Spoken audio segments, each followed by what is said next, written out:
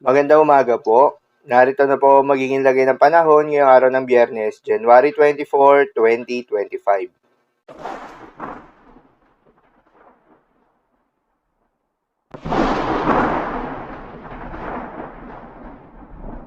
Sa kasalukuyan na tayo sa pag-asa, dalawang weather system ang patuloy na nakakaapekto ngayon sa ating bansa.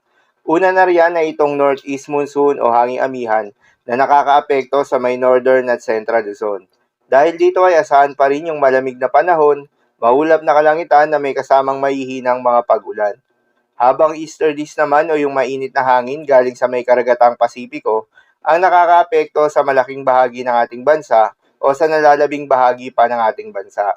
Dahil dito ay asahan yung bahagya hanggang sa maulap na kalangitan na may kalat-kalat na mga pagulan at thunderstorms.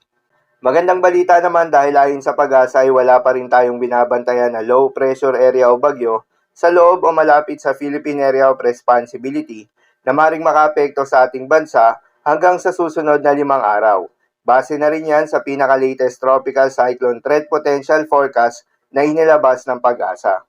Para naman sa magiging lagay ng panahon ngayong araw ng Biyernes, dahil nga sa epekto nitong easterlies, asahan ngayong araw sa Bicol Region, Eastern Visayas, Caraga, Davao Region, Soc-Sargen, Quezon, Basilan, Sulu at Tawi-Tawi. Ang maulap na kalangitan na may kalat-kalat na mga pagulan at thunderstorms. Posible ang mga pagbaha o pag-uho ng lupa dahil sa katamtaman hanggang sa kung minsan ay malakas na pagulan. Habang sa Ilocos Region, Cagayan Valley, Cordillera Administrative Region at Central Luzon ay asahan naman yung bahagyang maulap hanggang sa maulap na kalangitan na may kalat-kalat na mga mahihinang pag-ulan na dulot ng northeast monsoon.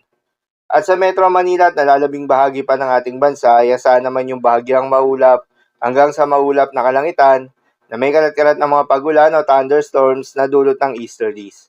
Posible rin ang mga pagbaha o pagguho ng lupa during severe thunderstorms.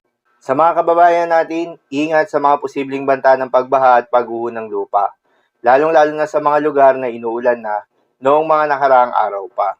At para naman sa magiging lagay ng mga dagat baybayin, ayon sa pag-asa ay wala tayong nakataas na gale warning sa anumang seaboards ng ating bansa. Ngunit iba yung pag-iingat pa rin sa mga papalaot ng mga kababayan nating mangingisda at yung may mga maliliit na sasakyan pandagat, lalo na sa may northern at central seaboards ng Luzon. Dahil inaasahan pa rin yung katamtaman hanggang sa mahalo na karagatan, lalo na kung meron tayong offshore thunderstorms activity, asahan yung paglakas ng hangin at kakakibat nito, yung pagtaas ng mga pag-alon. Habang banayad hanggang sa katamtaman ng mga pag-alon naman, ang asahan sa nalalabing seaboards ng ating bansa.